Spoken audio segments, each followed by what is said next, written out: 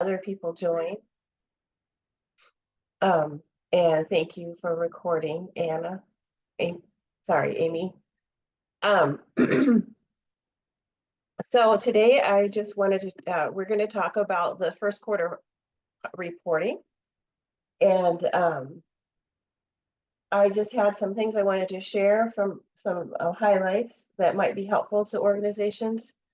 So it'll be pretty simple and straightforward, and we'll have some sharing from people that are part of the cohort. So I will go ahead and share my screen and get going with that.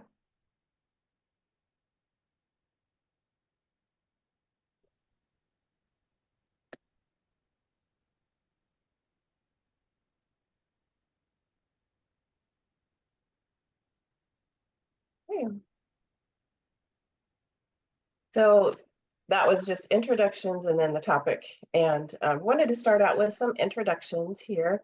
The name and your organization and something you're looking forward to this summer. If you can choose someone, this is hard for us to remember, but choose someone after your introduction to have, they'll go next. So I can start. My name is Laurel, and I'm working as a consultant with Greater Health Now. And this summer, I'm looking forward to kayaking. I like to kayak on the Yakima River. It's just so pretty. So looking forward to good weather, hopefully less wind, and being able to do that. And I will choose Anna. Thanks, Laurel. I'm Anna. I'm with Greater Health Now. I'm the Senior Director of Transformational Health and Integration. And one of the things I'm looking forward to this summer is getting some really good long hikes in. So I will pass it off to Shane. Hi, I'm Shane McGuire with Columbia County Health System, Dayton General Hospital in Dayton, Washington.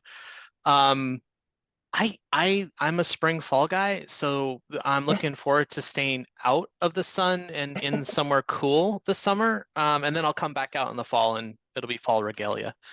So I will select Sarah Cashman. Hi, I'm Sarah Cashman. I work with Lord's Health, and I am looking forward to a family trip to North Carolina this summer. And I will pass it off to Kimberly. Good afternoon. My name is Kimberly Poolani. I'm sitting in for Michelle Sullivan at Yakima Neighborhood Health Services. And I'm looking forward to warm evenings.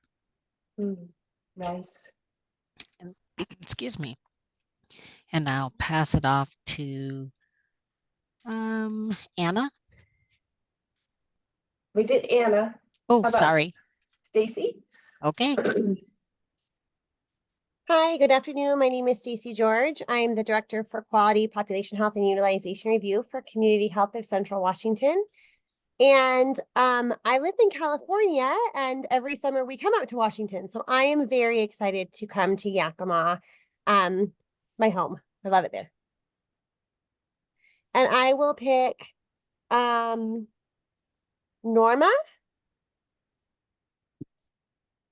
Hello, my name is Norma Guzman. I work at Lord's Urgent Care, Pediatrics, and Internal Medicine. And I am looking forward this summer to my granddaughter, who I'm raising, her birthday party. Gonna be a big one.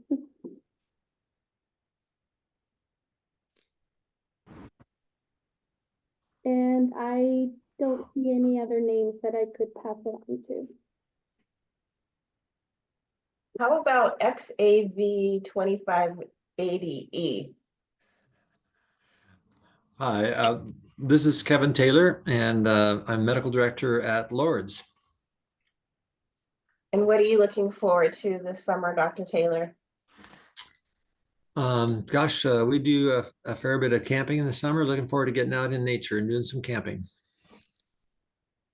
Great. And why don't we go ahead and get some names. I'd like for people to know who Janet and is it Jan from Greater Health Now to introduce themselves, please. Hi, I'm Dan Warren, and I am the fiscal manager at Greater Health Now.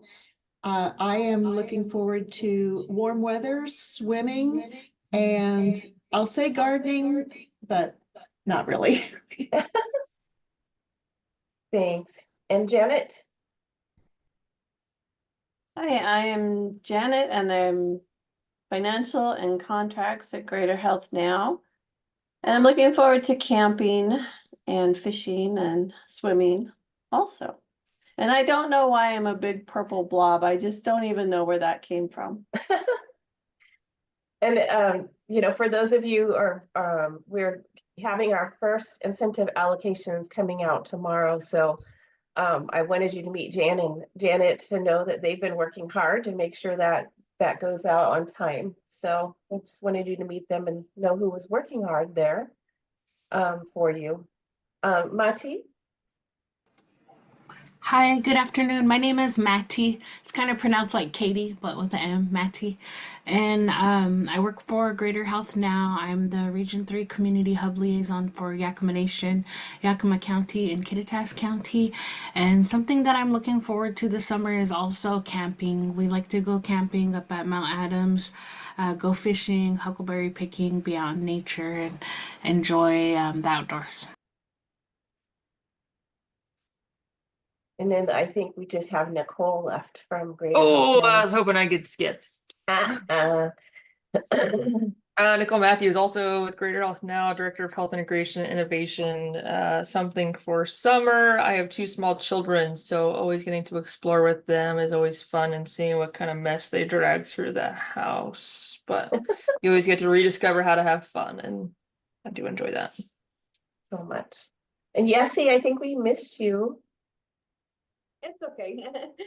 My name's Yessie and I work for CADLOOK, the medical group, and I am a health equity coordinator. Thank you. Oh, and I'm looking forward to kayaking, camping, biking, hiking, anything outside I'm looking forward to. Thank you. And did we get Rachel? I saw your name, Rachel. Hello, Rachel Inman at CADLOOK. I'm the Population Health Manager. I'm looking forward to going to Alaska for the first time this summer. And then, of course, any of the outdoor activities we can do. That's exciting. And I saw Russan just joined us. Hi, Russan. If you could just introduce yourself and share something that you're looking forward to this summer. Yes, can you hear me? Yep. Yep, I'm Rosanne Jackson, practice manager at family medicine for primary care. I'm looking forward to boating and camping. Sounds fun. I love summer. So unlike Shane, I'm not a fall spring guy. I love summer and warm weather person. So it's fun for me to hear what you all are up to. So we'll move along. I had some updates for you. As I just mentioned, the incentive allocation payments are coming out tomorrow. I don't know, Jan or Janet, did you have anything to add or share with the group?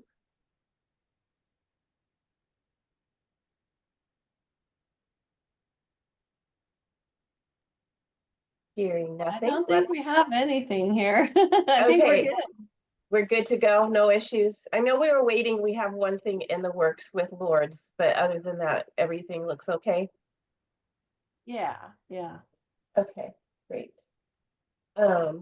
And then I did send email to each site and letting them know the payment to be expecting and then giving your evaluation of your first quarter reporting. Some other updates are related to the portal, the reporting portal. There was a question, one of the sites wanted to be able to print the accountability when you're finished inputting all of your responses. And that is operational now. So there's a little button at the top of the accountability, and it's a little icon of a printer. So you can click on that and you will be able to either print to paper or print to PDF if you want to save what you have entered in for each accountability. As you don't need to do that, it'll stay in the portal for next time. And that's the not the next bullet, but the one after. I was going to share, don't worry, you won't have as much work to do next quarter because all of that information will just flow right to Q2. So if there's no update to what you put in, if there's not an update required, either because you haven't had any changes or because you didn't answer or are still not going to answer on that section, it'll just flow forward. And then there's 4 different areas that you'll have to update the data for Q2.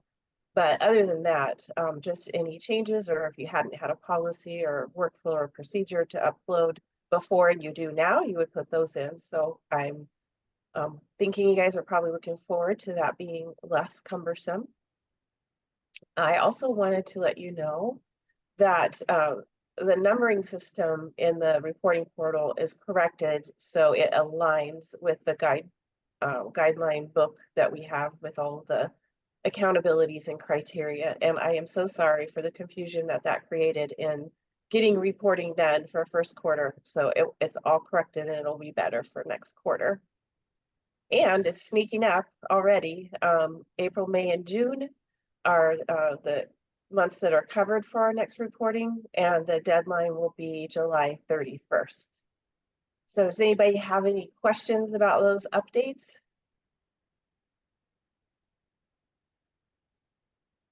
No. Okay, hearing none, we will move on.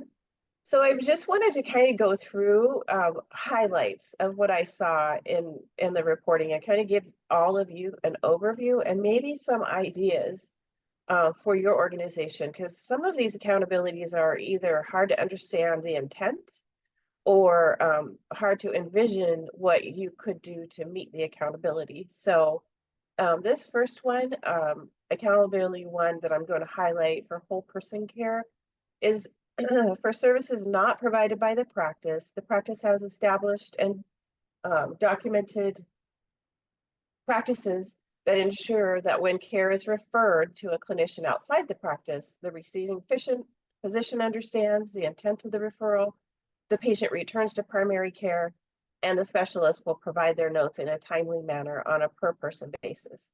Sounds like a dream world, I realize that. An easier way to say that would be, how are we closing the loop on the referrals? And 3 sites have met the criterion and 4 sites weren't able to provide what they needed to say that they're doing that. It's so hard. So I have an example of a step-by-step way to do that. One of the sites uploaded and has, so you can see here, they just uploaded their procedure for showing how they're doing that. Provider from step 1 through 7. I will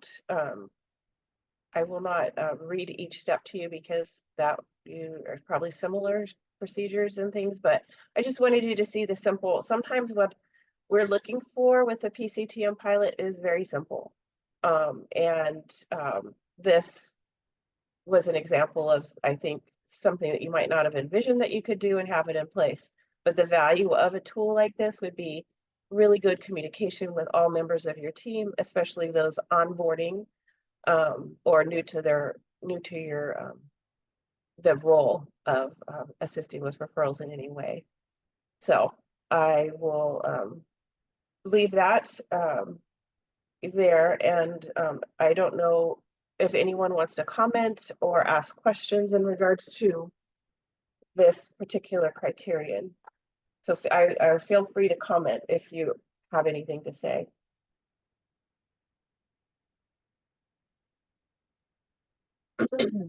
This is Roseanne. So was it, I can't remember the question, but was it any specialty or including diagnostic and lab or what? Yeah, so this one, 1-2A in particular, was about the referral, closing the loop on the referral, but sometimes we are seeing very similar processes in clinics for labs, for diagnostic imaging, and for referrals. And so in this instance, that site, this was one of the documents that they uploaded, and they showed that this is what they're using. It's a similar process for the lab and the diagnostic as well as referrals. Does that make sense, Ruslan? Yeah, a little bit. It's all And kind so were of, we supposed to, when we put in our information, we're supposed to show, I mean, because I didn't put in the information, but show the data of, or the documents of how we're doing it. I mean, I haven't. yeah. We worked on a referral process that's, I mean, you're between number 3, because we don't have referral coordinators, we have a couple, but it doesn't keep up at all to how many we're going out. Between 3 and 4, there's many steps.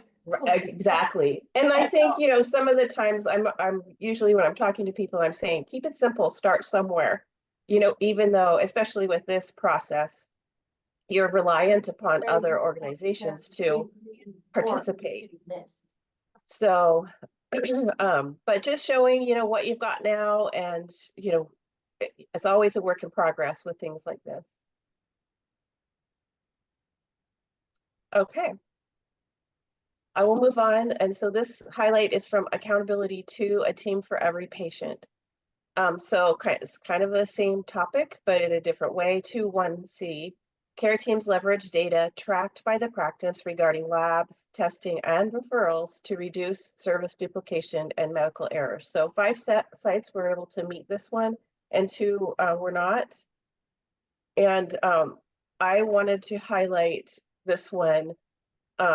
I appreciate the work that this has had to just show, okay, again, you know, here's what we got going on. Now, you probably, like you said, Ruslan, there's probably breakdowns sometimes, but this is the overall schematic for it. And it comes from Lords, and I know either Sarah or Dr. Taylor may want to add a little bit of context for how this is used within the clinic. Go ahead, Sarah. Dr. Taylor, you created that, so I thought maybe you would want to speak on it. Well, this was just to meet a need, and the need was, you know, we talked about chasing referrals and who checks on referrals and how they're checked. And we did a lot of talking, and I'm a visual guy. And so basically I needed to have something visual as a training tool that we could take to MAs or referral clerks and say, look, this is how we're going to do this. And we could change it. This isn't, you know, cast in concrete. If we need to move something, we sure can. But this is how we envision it now. This is what we've talked about. And so to have a flow diagram that has been a training tool to share with our support staff has been very helpful. This is your part. You know, you're the, you know, yellow circle off to the right, or you're the, you know, the you know, orange brown trapezoid in the middle bottom or whatever. So anyone can sort of see, you know, what's going on. You see the MA, there's a place for MAs, a place for differentiation, you know, that place for messaging. And it's a easy visual to kind of say, hey, this is what we expect. This is our expectation for flow of referrals and tracking referrals, and including labs and diagnostic imaging. So we found this useful, and it's a work in progress. We could always change it and tweak it, but it gives us something to say, this is our standard. This is what we strive for. Do we do it perfectly? No. do we have bumps? Yeah. But it's a helpful tool, and it helps us then to train to that for our support staff. Thanks so much, Dr. Taylor. I do think in conversations that I've had when we've had site meetings that there's another component, and I don't know if maybe Norma wants to speak to that, but you're able to get a report from your EMR about incomplete orders. Is that true? Yes, we're able to do that. If by chance you have to reach out to Dr. Stafford, I sent her. I just did. Okay, well, I sent her an Athena text. She needs to get a hold of Dr. Kyle Tyler. And I put the number in the Athena text, and it's about Sydney. Norma, are you meaning for that? I don't know who's coming through on that. When she gets in to see the task I sent. I think someone else was talking, but I did say that yes, we're able to pull reports from Athena. Oh, okay. And so that's another piece that I think is so helpful. You know, if you have a report and then are able to give it back to staff, breaking it into the team so that they can follow up on things that aren't closed. So I just wanted to mention that to other sites. And so I'll go ahead and open up the conversation. Does anyone out there have questions or comments to make on the way that this workflow is meeting that criteria or anything? I mean, this is Shane. This seems somewhat dependent upon the electronic health record system's functionality. Is that an accurate statement? Norma and Dr. Taylor or Sarah? Go ahead, Norma. I would say yes. We have been pretty fortunate to be able to run daily, weekly reports to see our progress on the completion of the referrals, and our referral coordinators have been working very hard on making sure we're closing the loop. No, one more follow-up question. I'm sorry. The second box, the order automatically has an alarm time or set manually. Is that so that if something's not progressing or it's timed out, it somehow gets sent to somebody or prioritized in a different fashion? Yes, each order has a time limit. For example, like MRI requests or orders, they're no longer valid after 30 days. Other referrals are like more like 6 months. So each order has a different time limit, and then the person that order it, or like our clinical staff, gets alerted when we need to work on that or do something else. Thank you so much. Yeah, and Lourdes has Athena. So I know there are other people listening that have Athena too. So if you're not aware of this functionality, it's in there. And it's very helpful. It's been really good to utilize that for Lourdes. So, and then let me take a moment to say, if you joined after the beginning, please put your name and your organization in the chat so you'll get credit for attending today. Okay, so the next thing I wanted to talk about, the highlight, was the accountability to still a team for every patient. And 2.2a, so a level 2 criterion, is core workflows are examined and roles assigned to promote top license performance for all team members. So 5 were able to meet and 2 weren't. And this is kind of, there's a lot of creativity that we could show on this one. Certainly, I saw even one site had just like a phone list to reflect the team by teams of, who was on that team and what their names were. I saw a like a more of a depiction, like a caricature depiction of the different roles on the team. So it was actually pretty fun to see how people are depicting that they have a team for every patient and who those team members are. But also to show top license performance, I was seeing things like job descriptions were uploaded, or some processes and policies were uploaded. So anything, it's not really one set type of answer on this one, but just showing how you are doing team-based care.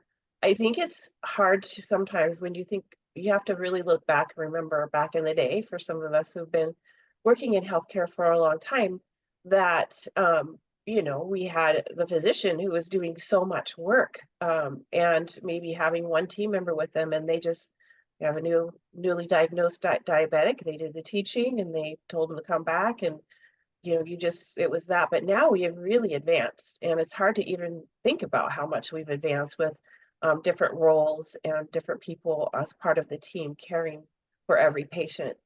But I wanted to show something that I wish I had when I was a clinic director, but I didn't think of doing it. And so I'm going to show, this is just one section of a spreadsheet that looks at pulling scope of practice information from the RCWs and reflecting that so that you have it on hand to look at what either the medical assistant registered or medical assistant certified or the registered nurse or the advanced registered nurse practitioner, like what they can do according to RCWs. So Stacy, I think this is from you. Would you be willing to share a little bit about how you guys are using this? Yeah, we just,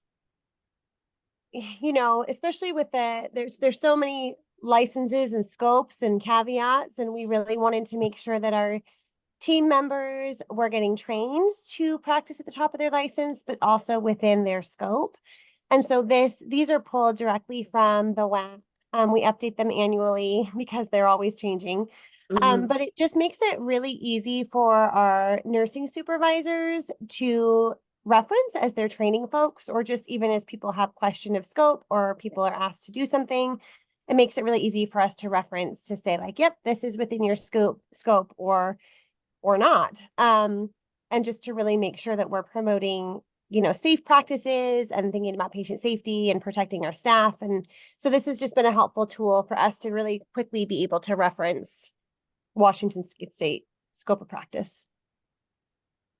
Thanks, Stacey. I wish I had it. I'm telling you, that would have been so helpful when you're thinking about workflows and how to that criterion of top of your licensure. You're like, what can I do? I don't know how I can change our workflows to really maximize people functioning at the top of their licensure. And I know Rachel and I had a conversation about how there are differences from one state to another state in regards to medical assistant scope of practice. So I really wanted to point to this and so the medical assistant scope of practice is found in chapter 18-360 of the RCW, and the registered nurse and ARNP is found in the RCW 1879 and WAC 246-840. So there, I can give them to you if you're interested in looking into them. You guys are probably all well versed in looking at that, who've been trying to sort through utilizing your staff to the top of their licensure. But one thing that I've found helpful is that you can even there's a button when you're looking at the RCW and scope of practice when you're in the website that says, you could send an email to ask a specific question. So, that's important. I've had to do that before because you have a nuance to what you're trying to do and how you want to utilize a staff member. So you would have the ability to speak to someone to help you understand if that's within scope of practice or not. So any other questions or comments on this slide?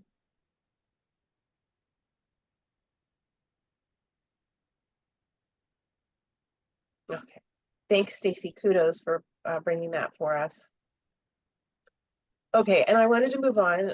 A team for every patient, still accountability. We had a bunch in this, accountability too, but 2B, so a level 2, a criterion. Practice has an active process for empaneling patients and assigning and evaluating panels. Patient panels should be adjusted regularly to ensure patients are empaneled with teams that have the capacity and skill to address their needs at least quarterly. So 2 sites are were able to meet this and 5 didn't. So those of you who are in the realm of didn't, you're not alone, yay. But I really know that this is a difficult one and it is a lot of work, a lot of time, a lot of resource to keep on top of it. And some of you, I have shared a resource that I found that really helps with embarking upon empanelment and looking at how you can do it and adding some value to once you do it, like what you can utilize that for. So I've given a link up top of this slide and then just giving you an idea of what it looks like. The same people that worked on the safety net patient-centered medical home, I think that empanelment guide was out in 2010. So this is a newer version and has some really nice tools embedded in it. So I wanted to share that with everyone and make sure that they could take advantage of looking through. So Any questions or comments on this one or about impanelment?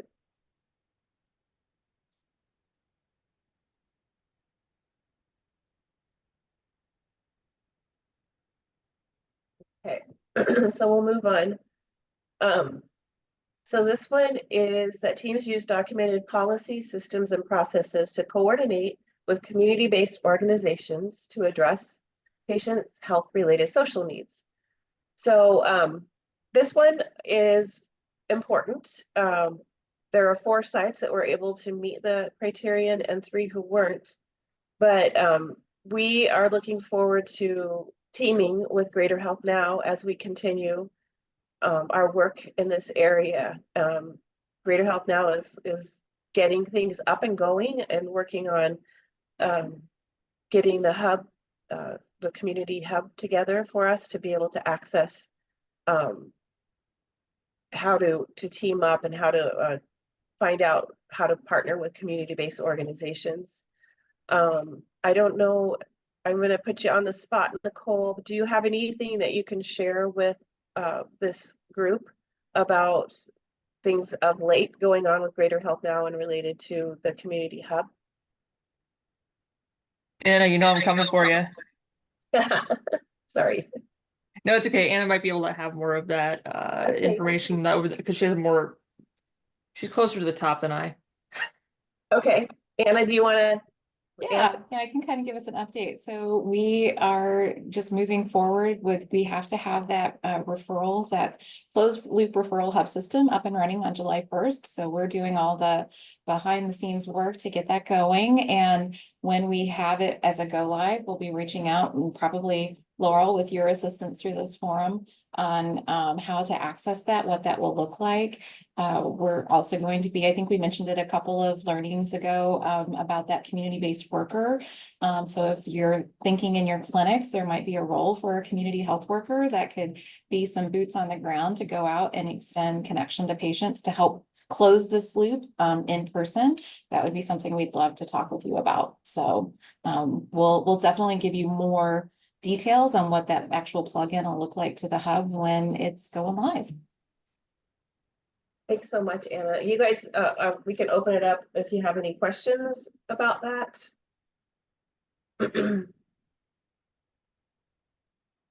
Many of you are partnering with community-based organizations. And this is actually one of the places that we're incentivizing. So there's, if you have 3 or more organizations that you're partnering with in this, for this, you are able to get a one-time $10,000 payment for that. So we really feel strongly it's important to help meet those upstream health-related social needs, and want to really do what we can to help you find ways to partner or how to partner, so that you'll have a consistent resource to go to when housing or transportation or food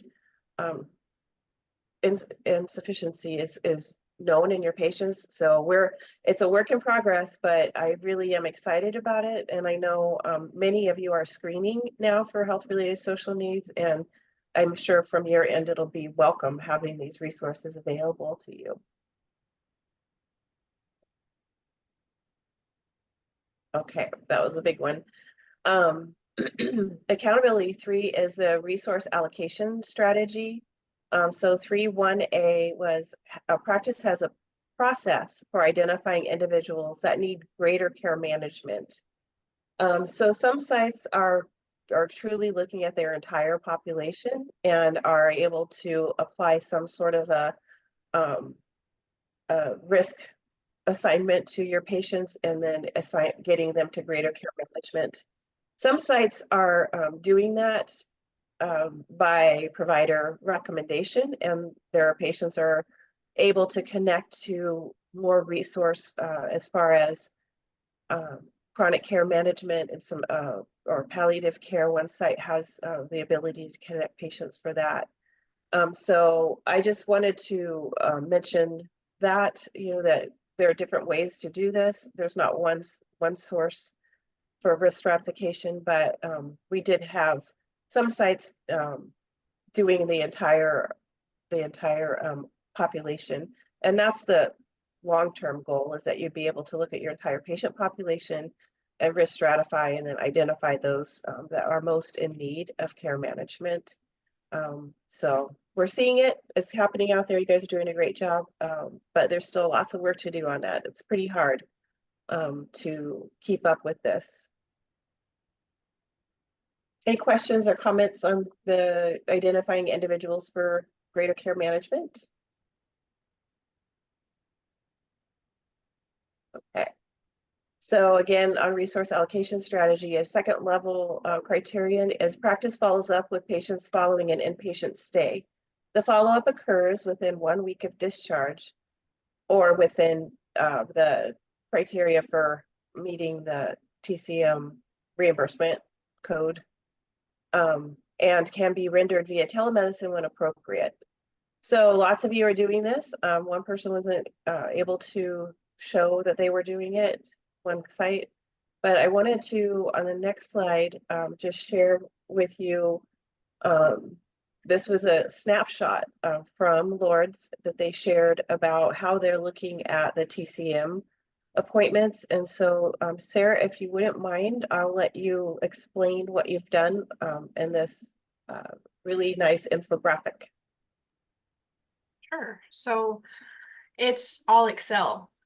We keep a list of all of our patients who are hospitalized in Excel, and then we track different things, and we're able to make pivot charts to reflect how we're doing. So we have on the top one, it shows how many patients were eligible for a TCM, how many were contacted, scheduled, and then attended.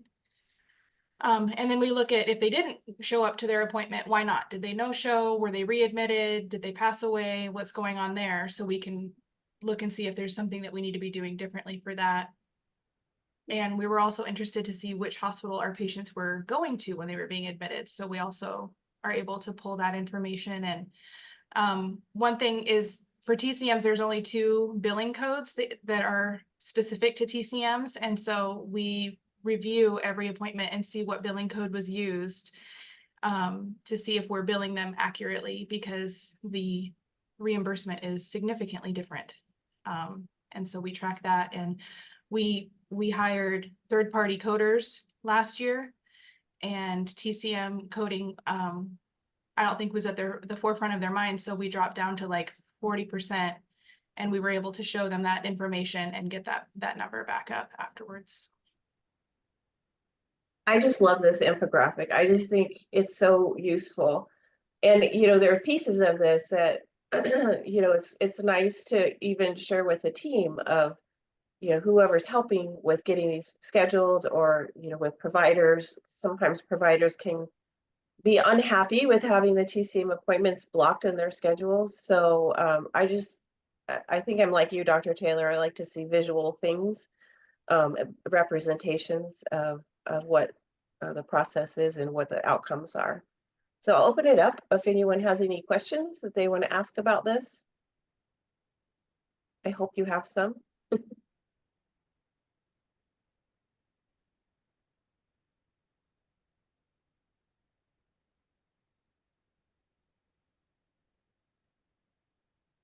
Oops, hit my button. Okay. Sarah, thank you so much. I appreciate that. And thank you for sharing about how you guys are doing. Hopefully we're going to have Sarah talk with us about how she's using point-click care in the future, because she's getting all of this information about admit, transfer, discharge, ED visits from point-click care, and having a really positive experience of that. So we'll look forward to that sharing in the future, and see if that can help out other sites that may not be having such a good experience with point-click care.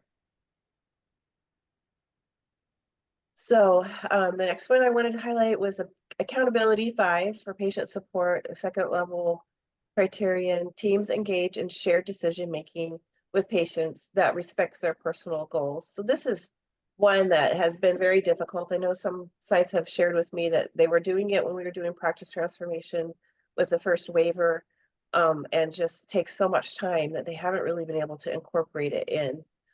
So 3 sites did meet and 4 didn't. And so Oh, I thought I had a infographic. Anyway, I did see that there was some decision aids in there for asthma and I think it was diabetic care. Maybe it's after this one. It's a third level, but similar. Ah, there it is. So it's just a part of what this site is using. Diabetes care, like setting goals with patients. I liked it. I thought it was really nice. So I just wanted to show that someone's still doing it and having some success, and it's possible.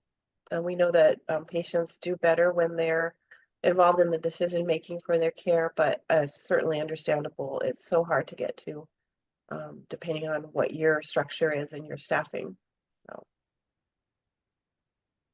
Okay, so accountability 6, care coordination strategy.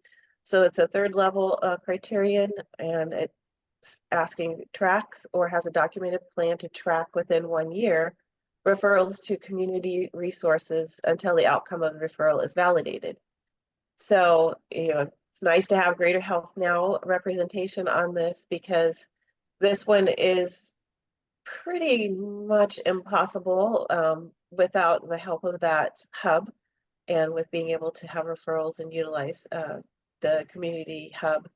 So we do have a site now that's got their EMR set up, that they have a pop-up. So you can choose one of these areas for needing help for your patient, and then that goes to the resource team that helps with this type of thing. So they've been able to incorporate that into their EMR, which is so important. So it's going to be fun trying to figure out this one. Those who do, it's a level 3 criterion. So we know that for us on the healthcare side, we like our electronic communications, and it's almost imperative that we use that to get referrals out. And it's also, when you think about the side of a community-based organization, it feels impossible to them, to have electronic communications and messages going back and forth. So it's going to be a tough one to figure out, but we're going to try. We're going to see. Anna or anyone from Greater Health Now, do you have anything to add on that concept? The only thing is that, that the hope is that this referral, the hub referral system, which will be that closed loop, will help you track this easier to know when a patient has actually not only been connected to services, but hopefully received services. We're looking at what that bidirectional reporting is going to look like. Awesome. Great. Exciting things. For accountability 8, I wanted to highlight the culturally attuned care. It's a practice partner with local culturally attuned community-based organizations to better understand and participate in addressing the community health related needs. So we have a couple of sites that met this, and I've had conversation with another site that didn't think they were meeting, but then when we had the conversation, it was like, oh, we do that. So I am excited to see this growing, as we've mentioned, as we move forward. And I know one site is contracted with Consistent Care, and some examples for another site is partnering with the Homeless Network of Yakima County, Behavioral Health SUD Coalition, the Yakima County Homeless Youth Coalition, and it only says partner. So this isn't really asking you to upload an MOU or a BAA or a contract, but just that you're partnering. So this is another area that is exciting, and we know we need this to be able to help our patients' overall health improve. And on the accountability 9, I just wanted to highlight practice. This criterion in level 3, practice has an explicit approach to accommodating patient with low vision or hearing. So we have 3 sites that are meeting and 4 that aren't. And we are going to hear more about this from Rachel from Cadlick in a future learning or shared learning webinar. So I don't know, Rachel, if you want to comment just broadly for today on this one. Yes, I was wanting to get some pictures and a list of all the items in our, I believe they're called accessibility kits that we have in each of our clinics, and they just have some items for, you know, hard of hearing or low vision patients to use while they're at the visit. I can't think of what they're called, but you know, headphones that the patient can wear that are connected, you know, to a microphone that the doctor can talk into so they can hear better. Some language guides, some magnifying glasses. I'll present the whole shebang at the next one, but we deliver these kits to each clinic for them to be able to use for patients as they come in. Awesome. Thanks, Rachel. Yeah. I think, you know, the value, one of the biggest value of this pilot is the sharing of information among sites so that we're not all needing to recreate the wheel. So I appreciate any sharing and all the sharing that's happened today for that to occur. And, you know, it is just, healthcare today is just such a hard environment to survive in, really, and just get your patients seen and cared for. So this work that you're doing is very meaningful and very important for our communities. So hopefully you've seen some ideas here that, you know, maybe make sense that you might want to apply to your clinic setting. And for those of you who have some of these, I hope that you feel good about the work that you're doing because it's great. So I want to go ahead and open it up to any other questions or comments. You all survived the reporting, which was great. And everybody did it on time, so great. Upcoming shared learning webinar topics. I have I wanted to visit with you all about patient engagement strategies, so just kind of as a topic. And then we mentioned the accommodating patients with low vision and hearing. We're working on putting something together for contracting with community-based organizations to give some more structure and next steps on that. And then, as we mentioned, utilizing point-click care. But I'm certainly open to any suggestions that you guys would like, anything that you would, you know, want to borrow or tap into the collective experience of our pilot cohort. So there is a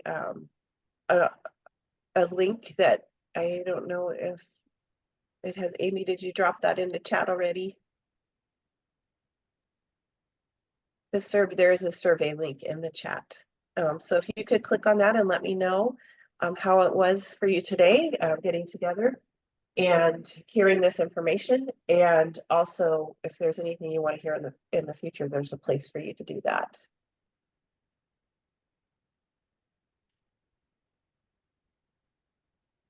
So you guys get to have a little bit of extra time in your day. 9 minutes. Enjoy, breathe. Thanks, Laura. Yeah, I see a question. Do the payments need to be made by ACH? So I will let Janet or Jan, if they're still on.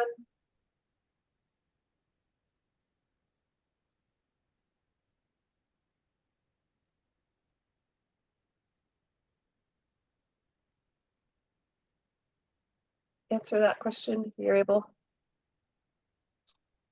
If not, I'll get back to you. Who is this? Oh, Janet. Oh, okay. Well, we'll talk, Janet. Thanks everybody for attending. Thank you. Have a good day.